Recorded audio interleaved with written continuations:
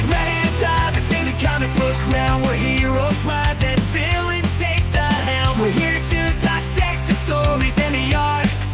On source material, we tear the panels apart.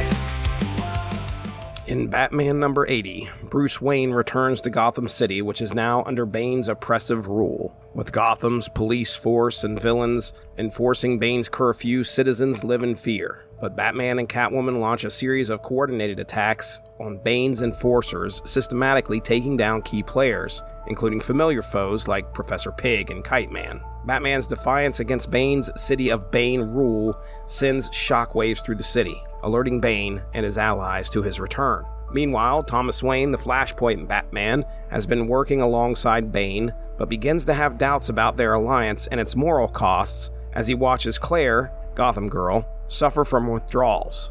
Gotham Girl has been using the super venom that Bane has been giving her to produce her powers. However, Bruce and Selina stole the shipment and now her body appears to be shutting down. Thomas's loyalty to the mission is tested, especially as he watches Gotham's suffering and realizes the lengths to which Bane will go. And now that Bane is aware that Bruce has returned, Thomas is given the order to kill Damian Wayne and display his body publicly to assert control over the city. Bruce knows this is most likely what will happen and is praying Thomas will decide against murdering him, and thankfully, he is right. Thomas backs away as Damian escapes his bonds to be joined by Tim Drake and other members of the Bat family. They deliver a brutal pummeling to Thomas, but consider offering him mercy. Thomas attempts to sway the Bat family, dismissing Bruce's legacy as one built on manipulating children into a misguided crusade. He soon finds an opening, turning the tables on the group, ultimately defeating them and escaping. Making his way home, Thomas begins reflecting on his relationship with Bruce, stubbornly reasserting his role as Batman. Meanwhile, Catwoman and Bruce's coordinated plan progresses. Batman explains that he has used his defeat by Bane to strengthen his position to take him down. We learn that Batman had Clayface inside Bane's ranks to make sure that Bane's reign of terror did not go too far. Now Batman has the advantage of infiltrating Gotham while the villains think he moves alone. He hopes to surprise them with Catwoman and his allies. Finally, Batman confronts Bane in a brutal, unmasked, depowered showdown in Gotham. As Bane believes Bruce is refusing to rely on his allies, Batman appears determined to fight alone, but allows Catwoman to join his side. The two titans clash with brutal force, each matching the other in strength and will. Together, Catwoman and Batman weaken Bane and poison him with super venom. Just as Batman gains the upper hand, aiming to break Bane's back, Thomas Wayne, Flashpoint Batman, intervenes, shooting Bruce and Bane both, calling for the ventriloquist to get Psycho Pirate. This is covering the second part of what we're discussing in regards to City of Bane. All right, so Batman number 80. Batman and Catwoman infiltrate Gotham, strategically taking down members of Bane's villainous police force one by one. They focus on moving in the shadows, weakening Bane's control over the city without drawing his immediate attention. As they progress, Batman is cold and methodical, showing no mercy to Bane's enforcers as he works to reclaim the city. In issue 81, the Bat family confronts Thomas Wayne, while Bruce and Catwoman further their agenda in freeing Gotham from Bane's reign. And the third issue we're going to be talking about, Batman 82, the long-awaited showdown between Batman and Bane takes place with brutal hand-to-hand combat between the two. Catwoman joins the fight to support Batman, proving her loyalty and skill. However, just as Batman seems to be gaining the upper hand, Thomas Wayne interferes, shooting both Bane and Batman, leaving a cliffhanger as Thomas asserts control, setting up for even more tension as to what's to come. So we get a couple issues, I think, here from John Romita Jr. And you may recognize his art from reading some 90s stuff, Daredevil. He was also the penciler for either Batman Punisher or Punisher Batman. But anyway, it was nice to see some John Romita Jr. art on some very recent Batman comics. What did you think of Bruce versus Bane? Masks off, baby. Yeah. So I laughed. It took me a minute to remember what happened. And you said mask off. It was really funny to me because it was like, all right, that's it. It's like the Cartman thing. That's it. Me and you, mano a mano. And then, they totally cheat. Oh, yes. Oh, yes. The Catwoman hits him with the whip, and then he throws ninja stars at him. little batarang. What poison? I think they're laced with the super venom that supposedly is the power for Gotham Girl. And this will also like overload Bane's system, if I remember correctly. So you take umbrage at the cheating? No, I don't, because I think the idea of, look, not cheating is something you do in a sports competition. You want to see the two best. You want to see Alexander Usyk and Tyson Fury have it out one more time in December for the heavyweight title of the world. No cheating. Make sure everything's on equal footing because you want to see who is the best boxer. But if me and Jesse Starcher get into a sissy slap fight, I'm throwing dirt in your eye. I'm kicking you straight in the balls. It would have been stupid if Batman was like, okay, you manipulated me, you manipulated the situation, you did all kinds of horrible things. Here, let me engage you in hand-to-hand combat on the field of battle. Get the fuck out of here. I was talking to a coworker recently, and I was using this as a metaphor because we were talking about work. But I said, you can either walk in the line like a redcoat or you can hide in the bushes like a revolutionary. And she was like, what are you talking about? The way warfare used to work is there were lines of soldiers. When you had muskets, you had one firing the muskets, one kneeling down and loading the muskets, and then they would trade. And you would march in giant lines. The object of each battle was to break the other one's lines and send them scattering, and then you'd win the battle that way. Mm-hmm. That's the way the British, the redcoats, attempted to fight the Revolutionary War here in the U.S. And knowing that we were outgunned, outmanned, outmaneuvered, a lot of the revolutionaries like hid in the trees. And the British were like, unsporting chap, like, how dare you? It's like, no, we have to use, in order to level the playing field, we have to use guerrilla tactics. Whatever advantage we can get. Right. If you want a more modern version of that, the Vietnamese were never going to match up to the military might of 20th century America. So instead they had kids walk up with bombs, or they hid in rice patties and shit. My point is, why would this be a fair fight? Why would he want a fair fight? Bane has now on 2 different occasions broken Batman's back when they went mano a mano. What was going to be different? What was going to be Rocky? Just like lean against the ropes and let him hit him until he gets out of breath? Right. What stood out to me was right there at the beginning, just like you said, mano a mano, let's go. And Bane's specifically like laying out rules like, okay, the cat's not involved, right? And he's like, right, no, she's not involved. And then he's ready to go. And Bruce looks back and goes, okay, cat, go for it. And she jumps in and starts helping out. I think the point that Tom King's trying to get across here is the fact that Bruce is comfortable with using somebody as help now. This isn't something where he is so obsessed. Yeah, he's so obsessed with trying to defeat and do this thing. It's his cross to bear. Yeah. That's not the case anymore. He's very comfortable. I need to write the city and get you out of here. This isn't Rocky trying to avenge the death of his friend. He's trying to get a terrorist out of the city. Right.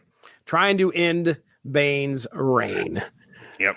So as we go further into this story, Thomas Wayne, again, he's the Batman of Gotham at this point under Bane. Even though he appears to be a villain here, there's and again, I don't know what was leading up to this story, but you can see that there is a lot of concern Thomas has for his alternate reality son, Bruce. You just set me up to talk to this, and I didn't want to bring it up too soon, but this is probably the best part of the book for me. I want to at least give our audience an idea of what happened. The reason Thomas Wayne is Batman in the Flashpoint universe is because Bruce gets killed instead of his parents in the alleyway. That creates a diverging timeline and sets Thomas on a path to become a very brutal crime fighter. As he comes back into Bruce's universe, he realizes Bruce is alive and he wants to save his son.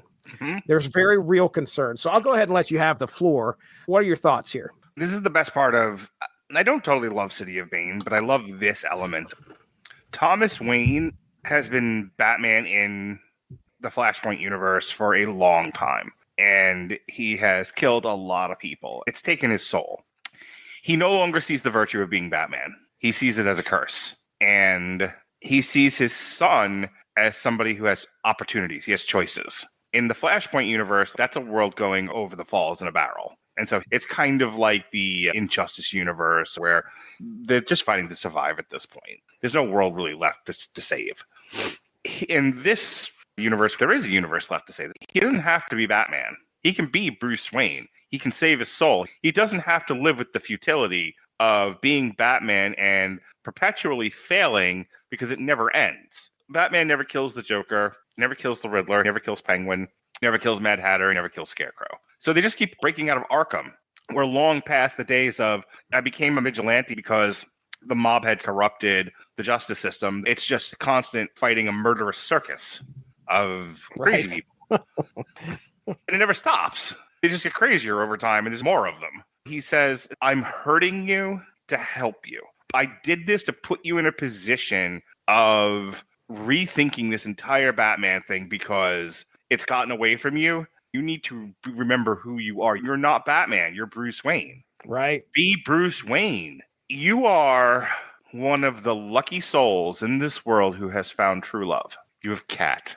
You have Selena Kyle, who loves you more than life itself. Go be with her. You have Dick and Damian and I can't remember the chick who played Batwoman. You have Barbara or whatever iteration of Batgirl this is. You have family. You have a life. Go live it. Stop dedicating yourself to this suicide crusade. And if I have to, and as your father, and boy, do I empathize with this, as your father, I'm willing to be the bad guy and hurt you so that you'll understand that what you're doing is wrong. And it's one of the few deft elements of writing Tom King has, because I tend to think Tom King, his dialogue between Batman and Catwoman is awful. It's just, it sounds, Robert's new, the last couple of months, everything out of Robert's mouth it's some adolescent tween's Tumblr ramblings.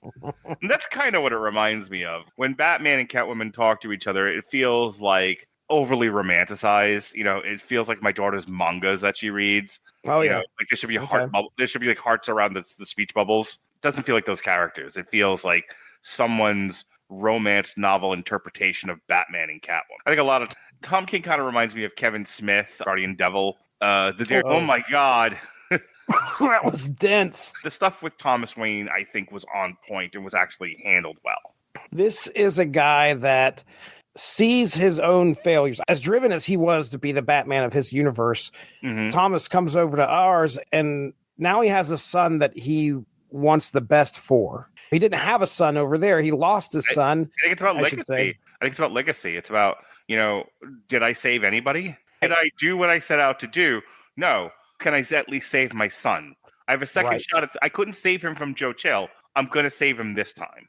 He looks at his own failures as Batman and sees that his son has gone down the same path and does not want that for him at all. He wants him to be like, okay, you need to understand. We all want better for our children. I don't want my son to turn out like me.